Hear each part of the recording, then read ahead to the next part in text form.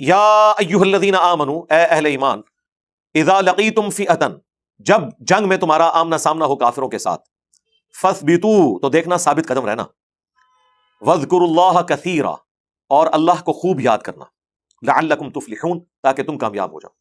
یعنی ایک تو ہمت دکھانی ہے، اس کے بعد اللہ کا ذکر کرنا ہے، اللہ کی طرف متوجہ رہنا ہے، پھر تمہیں اللہ تعالیٰ کامیابی دے گا.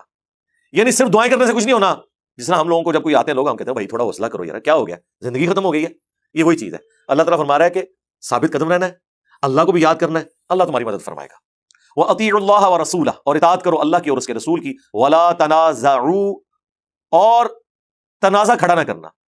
جو تمہارا لیڈر تمہیں حکم دے اس کی خلاف ورزی نہیں کرنی، ڈسپلن کو لوز نہیں کرنا. جو کچھ آپ کو پتا ہے اس کے بعد غزوہ احد میں ہو گیا تھا، وہاں پہ تنازع ہی تو ہوا تھا.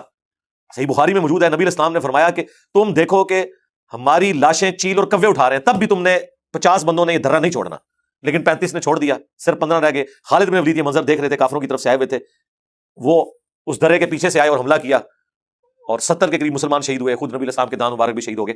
وہ وہاں پہ بھی سورہ ال عمران میں جو کمنٹری آئی ہے نا، وہاں پہ بھی یہی اللہ تعالیٰ نے فرمایا کہ اللہ نے اپنا وعدہ پورا کر دیا تھا، تمہیں فتح ہو گئی تھی، لیکن تم نے وہاں تنازع کر دیا اور رسول اللہ کی حکم عدولی کی، اور جس کا اینڈ رزلٹ یہ نکلا کہ مسلمان تو شہید ہوئے تھے، اللہ کے نبی کے بھی دان شہید ہو گئے، کیونکہ اللہ کا تو کوئی رشتہ دار نہیں ہے. ہاں آپ لا کہتے ہیں جو کچھ بھی ہے تیرے محبوب کی امت ہے. محبوب جب دنیا میں موجود تھے نا، امت نے کام ڈالا تو اس کا رزلٹ نکلا امت کے اوپر بھی، اور خود نبی علیہ السلام بھی امت کی وجہ سے آپ کو بھی تکلیف کاٹنی پڑی. آج تو دنیا میں آپ موجود نہیں ہیں. آج اگر امت غلط کام کرے گی تو کچھ بھی ہے تیرے محبوب کی امت میں ہے یہ کہہ کے جان نہیں آپ چھڑا سکتے.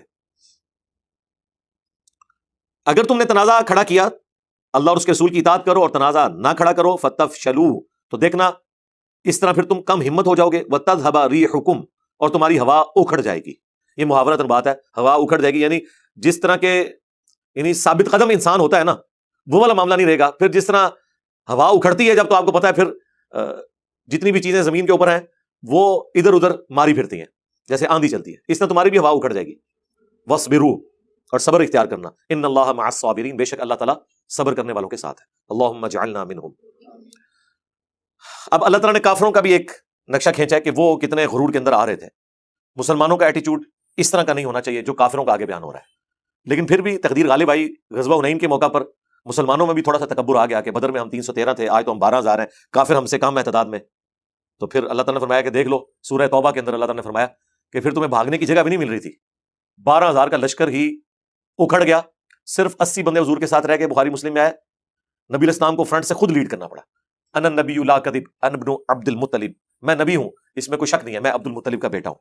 یہ عرب کے اندر یعنی جو قبائل کی جو امپورٹنس ہے وہ اتنی تھی. نبی علیہ السلام کے دادا کو تو جانا جاتا تھا نا کعبے کے متولی کے طور پر، تو لیڈر نے فرنٹ سے لیڈ کیا. لیکن 12,000 کے لشکر میں 80 بندوں کا رہ جانا، جبکہ فتح مکہ بھی ہو چکی ہے. غزوہ حنین فتح مکہ کے بعد ہوا ہے. کیوں کہ اللہ تعالیٰ کو چند مسلمانوں کے وہ تکبر بھرے جملے پسند نہیں آئے کہ آج تو ہم غالب آئیں گے، یعنی اللہ کو بیچ میں سے نکال کے تعداد کے اوپر تکیہ کر لیا. اسباب ضرور اختیار کرنے ہیں لیکن مسبب الاسباب کو بیچ میں سے نہیں نکالنا. اور یہ ہوتا ہے جب تعداد آپ کی زیادہ ہونا تو خام خواہ پھر بندہ اس طرح کی کیفیت میں چلا جاتا ہے. یہاں کافروں کے بارے میں آ رہا ہے وَلَا تَكُونُوا كَالَّذِينَ خَرَجُوا مِن دِيَارِهِمْ، دیکھنا ان لوگوں کی مانند نہ ہونا جو لوگ جب اپنے گھروں سے نکل رہے تھے، یعنی مکے سے مسلمانوں کے ساتھ لڑائی کرنے کے لیے، بَطَرًا وَرِيَاءَ النَّاسِ، تو وہ اترا بھی رہے تھے اور لوگوں کا دکھلاوا بھی کر رہے تھے. بہت بڑھ کے مارے سے تک لیں گے سی ناس گے سن ہے تو آج جان گے نا ساڑھے قابو. وہی والی بات، یعنی وہ جو مختلف قسم کے جو ڈان قسم کے لوگ ہوتے ہیں، جو بڑے لڑائیاں لڑنے والے لوگ ہیں، وہ بھی ساتھ ہیں، اور لوگ ان کو تیش بھی دلا رہے ہوں گے، ہاں جی جناب پتہ لگ جائے گا، ہم چلے ہو نا لڑائی واسطے، تو وہ بھی آگے تک لیں گے سی. یہ وہی والی بات، وہ جو اس قسم کے نا لوگوں کو دکھانے کے لیے بڑے بڑے جملے بول رہے تھے اور بڑے اکڑ رہے تھے. وَيَصُدُّونَ عَن سَبِيلِ اللَّهِ، اور یہ وہ لوگ تھے جو اللہ کے راستے سے روکا کرتے تھے. وَاللَّهُ بِمَا يَعْمَلُونَ مُحِيطٌ، اور اللہ تعالیٰ نے تو اپنے علم کے ذریعے انہیں گھیرا ہوا تھا. اللہ تعالیٰ نے تو فیصلہ کیا ہوا تھا کہ جتنا کوئی اکڑ رہے ہیں ان کے ساتھ کیا ہونی. سب سے بڑا تو اس امت کا فرعون بھی تھا اس میں، ابو جہل. کیسی مٹی پلیت کروائی 2 بچوں کے ہاتھوں، اور گردن اتارنے کے لیے عبداللہ ابن مسعود آئے جن کا وہ مذاق اڑایا کرتا تھا کہ یہ پتلی ٹانگوں والا، وہ سینے پہ چڑھا، اس نے گردن اتار کے رکھ دی. لیکن ان کو تو نہیں پتا تھا کہ کیا ہونے والا ہے. اللہ کے نبی کو اللہ نے بتا دیا تھا. صحیح مسلم میں حدیث ہے، حضرت عمر کہتے ہیں نبی علیہ السلام غزوہ بدر سے 1 دن پہلے میدان بدر میں آئے اور آپ نے اپنی چھڑی سے نا زمین پہ نشان لگائے. کہا یہاں کل اتبا کی لاش پڑی ہوگی، کل یہاں شیبہ کی لاش پڑی ہوگی، کل یہاں ابو جہل کی لاش پڑی ہوئی ہوگی. اب اللہ کے نبی فرما رہے ہیں تو وہ صحابہ کہتے ہیں کہ اگلے دن ایگزیکٹلی انہی جگہوں پہ وہ لاشیں پڑی ہوئی تھی. وہ آنے والا منظر نبی علیہ السلام کو اللہ تعالیٰ نے دکھا دیا، اور حضور نے یہ باتیں اس لیے کی تاکہ مسلمانوں کا مورائل بھی بلند ہو، اور مسلمانوں کو بھی پتا تھا کہ اگر اللہ کے نبی کی زبان مبارک سے یہ بات نکلی ہے تو یہ ایسے ہی ہوگا، تو ویسے ہی کانفیڈنس آپ کا آسمانوں پہ چلا جاتا ہے۔ یعنی اگر آپ کی کرکٹ ٹیم کو پتا چل جائے کسی میچ کے اندر کہ جڑا تہاڈا مخالف ٹیم ہے اس کا فلاں پلیئر جو ہے وہ پہلے اوور میں آؤٹ ہو جائے گا، اگلی 3 وکٹاں دوسرے اوور گر جان گیا، اس تو اگلیاں 2 جڑیاں نے تہاڈا تے ویسے ہی کانفیڈنس، بالر ویسے ہی قابو نہیں آن گے، وہ بالکل ماٹھا ہے بالر بھی جڑا نا وکٹ لے لے گا، تو وہ کانفیڈنس مسلمانوں کو آ گیا۔ وَإِذْ زَيَّنَ لَهُمُ الشَّيْطَانُ أَعْمَالَهُمْ، جبکہ شیطان نے ان کے اعمال ان کی نظروں میں سنوار دیے کافروں کی۔ اب یہاں پہ ایک بڑی عجیب و غریب بات اللہ تعالیٰ کی طرف سے شیطان اور اس کے فالورز کے ایٹیچیوڈ کے بارے میں آ رہی ہے کہ شیطان جو ہے نا، پہلے تو یہ خوب پھونک بھرتا ہے بندے کے اندر، اللہ کی بغاوت کے اوپر، اہل ایمان کے اوپر بغاوت کرنے پر، ان پر ظلم کرنے پر آمادہ کرتا ہے لوگوں کو۔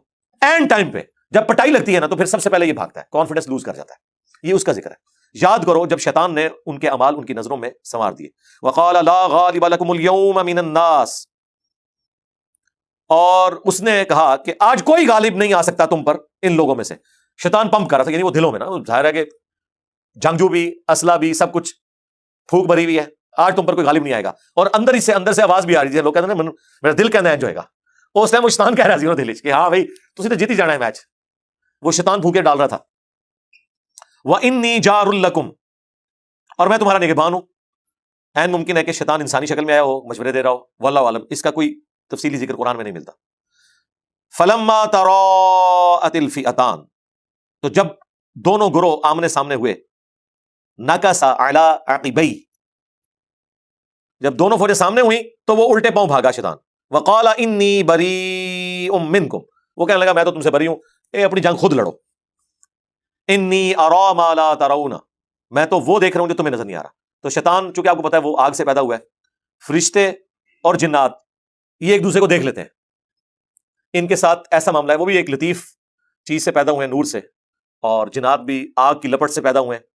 تو اللہ تعالیٰ نے شیطان کو دکھا دیا کہ 1000 فرشتے نازل ہوئے ہیں آسمان سے، تو اسے تو نظر آ گیا کہ اب میری بھی پٹائی لگ جائے گی، تو اس نے کہا میں تو جا رہا ہوں، انی اخاف اللہ، میں تو اللہ سے ڈرتا ہوں۔ یعنی یہ اللہ سے ڈرنا وہ والا ڈرنا نہیں ہے جو ایک نیک آدمی ڈرتا ہے، یہ اسی طرح کا ڈرنا ہے جس طرح کہ بظاہر نیکوکار اللہ سے ڈر رہے ہوتے ہیں، اندر سے کام ڈالا ہوتا ہے انہوں نے۔ ڈرنے سے مراد ہے کہ پٹائی لگ جائے گی، یہ نہیں ہے کہ واقعی کوئی اللہ کا خوف کھانے والا ہے اور وہ اب توبہ کی طرف آمادہ ہونے والا ہے۔ واللہ شدید العقاب، اور اللہ تعالیٰ سخت سزا دینے والا ہے۔ اذ یقول المنافقون، اور یاد کرو جب کہ منافقین نے کہا، والذین فی قلوبہم مرض، اور ان لوگوں نے بھی جن کے دلوں میں مرض تھا، غر ہؤلاء دینہم، انہیں ان کے دین نے بڑا مغرور بنا دیا ہے۔ یعنی یہ جو منافقین تھے جو اس جنگ میں بھی ساتھ شامل نہیں ہوئے، اور غزوہ احد کے موقع پر نبی علیہ السلام 1000 کا لشکر لے کے نکلے، ان میں سے 300 وہ الگ بھی ہو گئے۔ بدر کے موقع پر تو وہ ساتھ گئے نہیں، لیکن پیچھے یہ باتیں بنا رہے تھے کہ انہیں ان کے دین نے کیسا مغرور کر دیا ہوا ہے کہ یہ قریش مکہ سے لڑنے کے لیے آمادہ ہو رہے ہیں، جبکہ ان کے پاس اتنے ریسورسز بھی نہیں ہیں۔